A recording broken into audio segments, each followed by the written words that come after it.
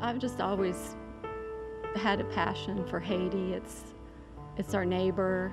We're the richest country in the world, and they're the poorest in this hemisphere and one of the poorest in the world.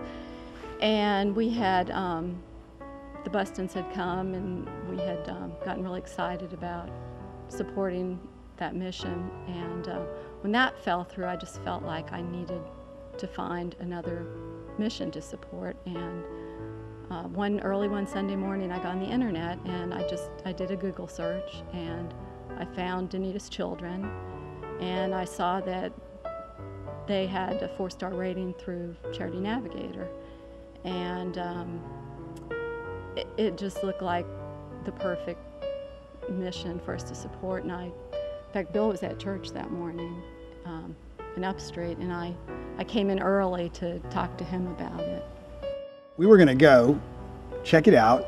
If it was good, come back and try to and discuss it with Jim and see if it was something he might want to have the church pursue. But I wanted to make sure we did our due diligence first. And but then one Sunday morning before I came to church, I felt very powerfully that for whatever reason I need to invite Steph and Jim to come with us. And I said, Cherie, I feel that God wants me to invite Jim and Steph to come along. What do you think? She says, yeah, do it. And so I did that morning, and Steph was really excited, and very excited, and immediately said, yeah, absolutely, I want to come. And I didn't know it, but at the time she had been praying about mission trip. We went to church in Monument at Danita's Children, and it was hot. There's no air conditioning. We sat in the back where there was some air coming in through the open windows, and this little boy comes in. Well, not that little. He's 16 years old, and he's crippled, and he came in and sat in front of us. And I noticed at one point he was looking at this tattered pamphlet, and then he looked over at me, and I had it was like a bookmarker, Bible in a Year, and he started looking at it, and so I handed it to him, and he was just amazed by this bookmarker. And during part of the service, he kept staring at it, and I just looked at him with his tattered pamphlet, and it dawned on me that might be the only possession he has in the world, and it just broke my heart. But he had just the sweetest face, just the biggest smile.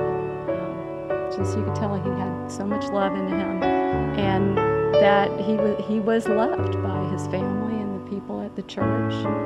He walked really, had kind of a crooked walk because of his muscular dystrophy, but it didn't stop him from pitching right in and stacking the chairs with the rest of the boys after church. And there was a time during the service when it became evident they were taking up a collection, and Steph just took some money out and reached over and handed it to him, and he just bounced up, and he had this big smile, and he did his sort of crooked bouncing walk up to the front with that money and dropped it in, and he was so happy. And I wonder if it was the only time he'd ever had anything to give. And he invited us to his home. Yeah. And he was thrilled when we accepted, and when we got there, we met his mother, Apollino, beautiful lady. You could tell she loved her son. She lived in a 2-room cinder block house, and she was one of the wealthy ones. They had 1 bed, and 8 people live in that house, including her invalid mother-in-law.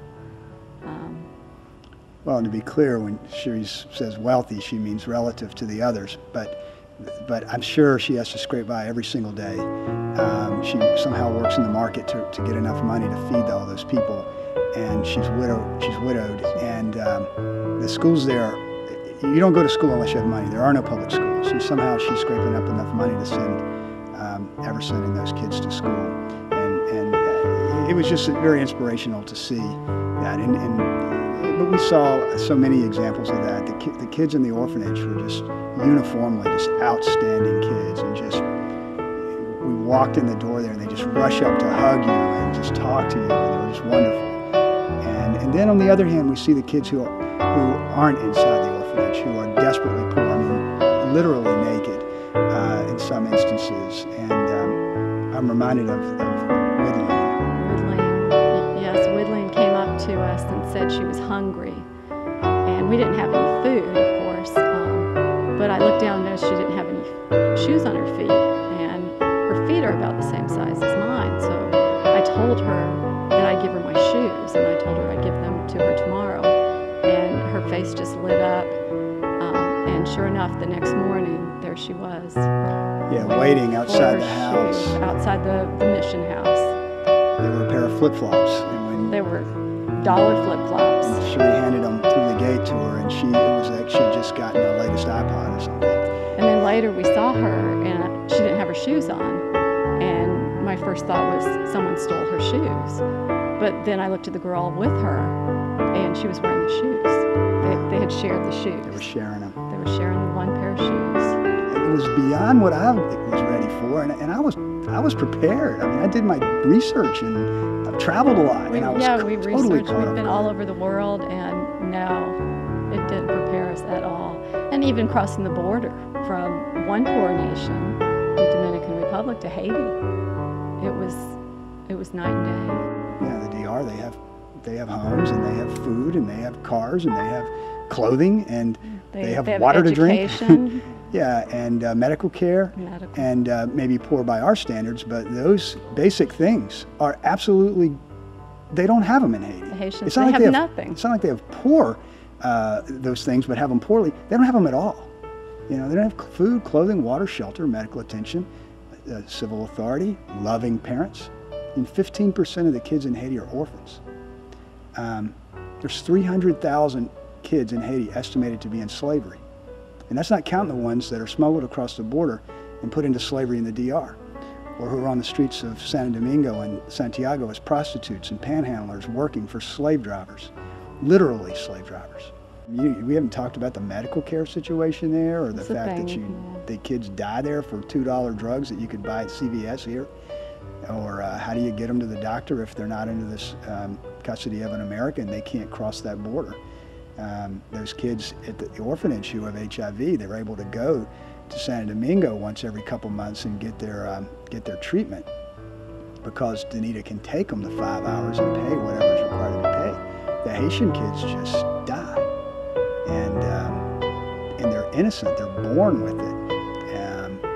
They're innocent of anything.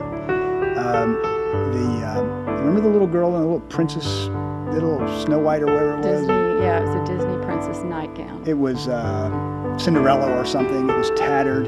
It was a nightgown. You look at the picture of her carefully. That girl has AIDS.